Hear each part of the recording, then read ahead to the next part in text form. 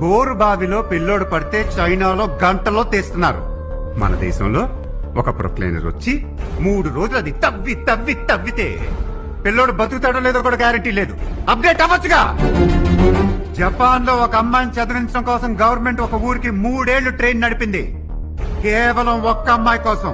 మన దేశంలో government schools గురించి పెద్ద చెప్పక్కర్లేదుగా. ఆడపిల్లలకి టాయిలెట్ లాంటి బేసిక్ ఫెసిలిటీస్ కూడా ఉండవు. అప్గ్రేడ్ అవ్వచ్చుగా.